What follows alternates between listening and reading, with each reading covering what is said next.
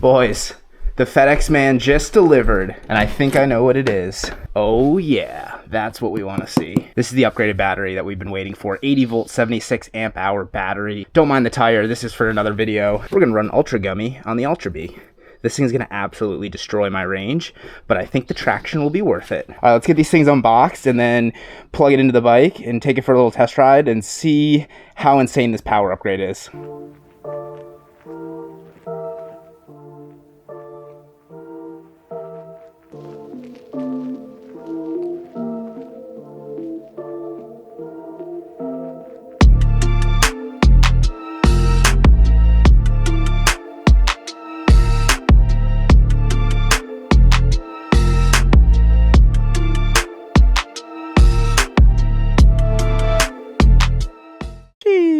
This is looking good. What I noticed too about this battery, I've seen my buddy Josh's, his battery plug is straight. This is actually at an angle. So this is going to be interesting because one of the issues that he was running into is it really jams up the battery cable that goes to the bike. And so I think maybe with that angle, it's going to be a little bit better. The carbon fiber lid is beautiful. Real carbon, I think. You can see the weave back there. Really nice piece of kit. And then the charger obviously doesn't fit under your seat anymore. So if that's a concern for you guys, well, I think there might be an option eventually for under the seat charger, but I ride off road and I would never even put that under my seat anyways. It would just be prone to all the dirt and dust we go through and the water. All right, let's go get this put on the bike. I got to install the battery lid first. I'm going to throw that on the charger, get that charged up, and then we're gonna go take it for a test ride. I'm probably gonna go bring it over to Josh's place and go ride the woods there, just because I don't really care to go ride around the streets right now, and I kind of want to get out for a trail ride anyways with it and go test the initial range that we get from the bigger battery and see how we look.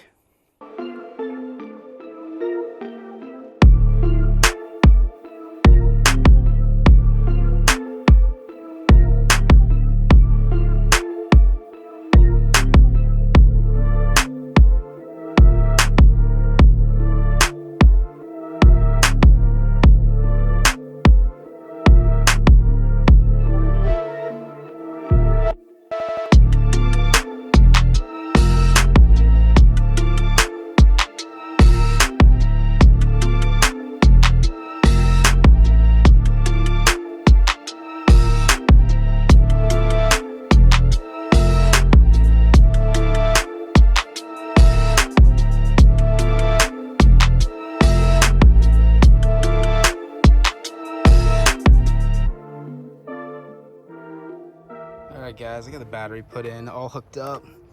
We are running into clearance issues right here with this. I don't think there's any way around it either, because this plug sticks out. There's no moving this part. Not a huge fan about how that sits or how these wires are kinked like this. We'll have to see how they hold up, but yeah, I mean, this is a super tight fit right there. You have to push it in there. And then on this side, we run into the same issue. This cable wants to hit too. So overall, not a huge fan as to how this fits. Could definitely be better. You missed that strut, so you have to hold this up, and it's not the easiest when the battery weighs 60 pounds. But it is what it is. This is not going to be as easy to remove as the stock battery, so this is probably just going to live in the bike unless I need to remove it. But this is not like, oh, I'm done with the ride, I'm going to pull my battery real quick. This is definitely a little bit more work to get out than the stock battery, but it is what it is. The latches, those seem good, nice and tight.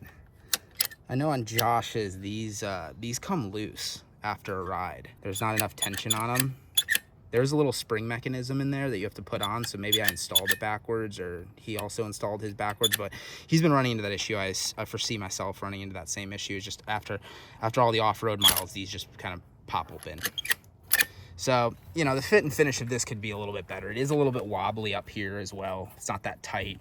These bolts are kind of loose in there, even when you tighten them up. There's still a lot of play, so this definitely could use a little bit of a redesign. Charging port is accessible on the side right there, so that's good, because I don't think I'm gonna be removing this battery.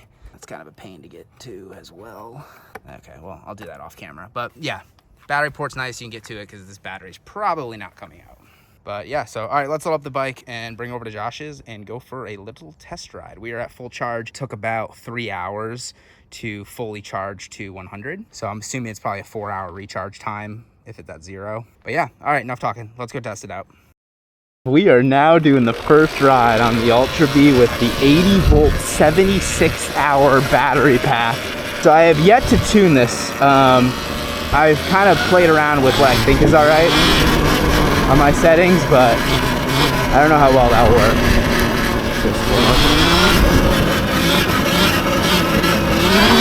Oh my god. Jesus. That's violent.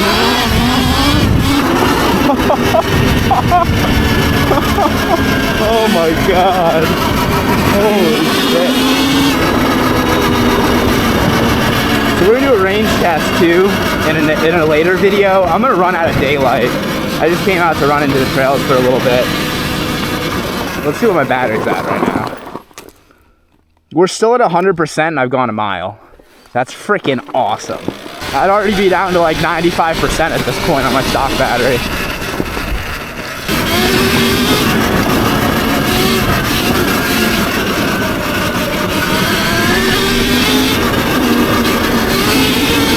Oh my god.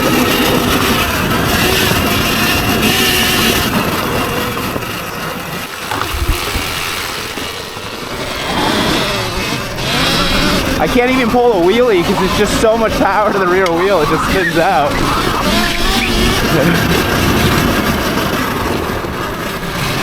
Ooh, a little bit of mud. I'm gonna go back to Eco. I want to get a really good sense of the range I can get with it. It's so nice that Eco mode is finally usable. If you're just putting around the trails, Eco mode's more than enough. If you're chasing some other bikes, you're gonna have to turn it up a little bit, but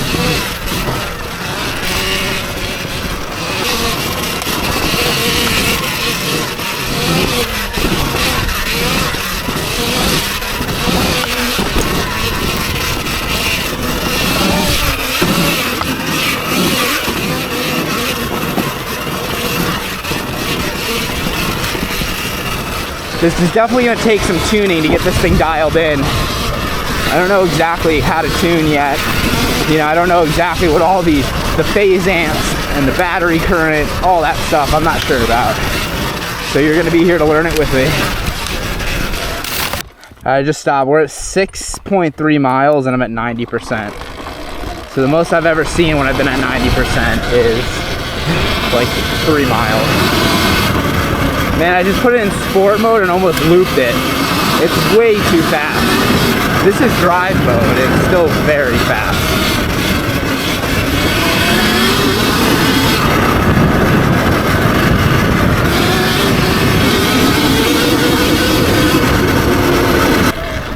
I'm gonna show you guys sport and hopefully not die from it.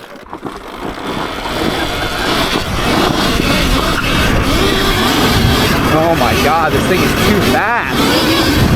Oh my god. This thing's just dangerous. It's absolutely dangerous.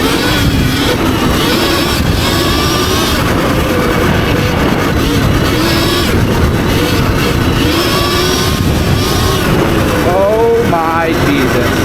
Yeah, this bike is way too powerful for its own good.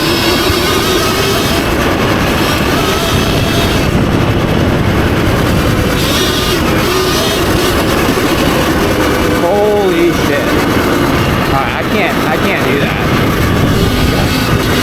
So yeah guys, I gotta really dial in these tunes because sport mode is gonna kill me. Daily mode is still too much for trail riding. It's too powerful. I gotta change like the throttle curve and the power levels on it. It's just too much for me.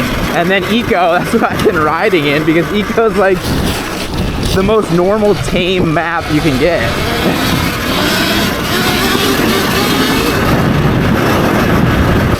I think with the Eco mode too, I can put a little bit more of an oomph on it, so it gets a little bit better pickup on stuff like that.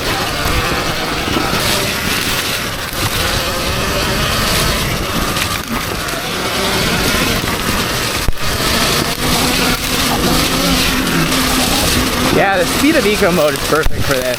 I need to probably do the throttle response a little bit differently, make it a little bit more aggressive. If you guys are on the fence about this, I know this is my first ride on it, but it's absolutely a game changer. It completely changes this bike. It's actually crazy how much more power this bike has. I mean, if you think about modifying a car or something, you can put a bunch of money into it and it's only a little bit faster. With this, you put some money into it and it literally changes the bike. Changes to a completely different bike.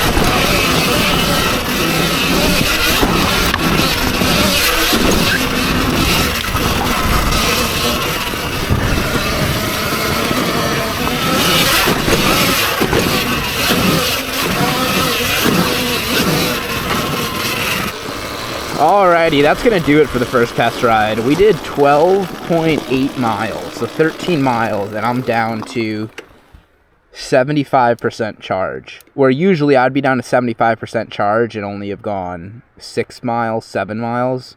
So I'm already seeing like double the range. And granted, I was riding mostly in eco mode, and I just checked my eco mode status, or the kilowatts for eco mode, and it was like 8 kilowatts, which was plenty for trail riding for me.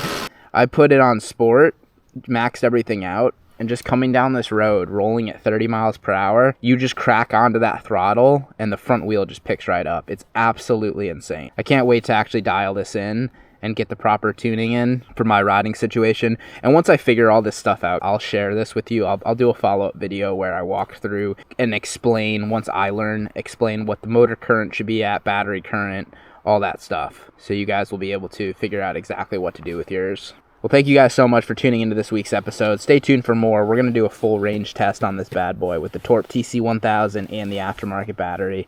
We're going to see exactly how much range we can stretch out of this and answer the question, is it worth it? We'll catch you in the next one. Peace.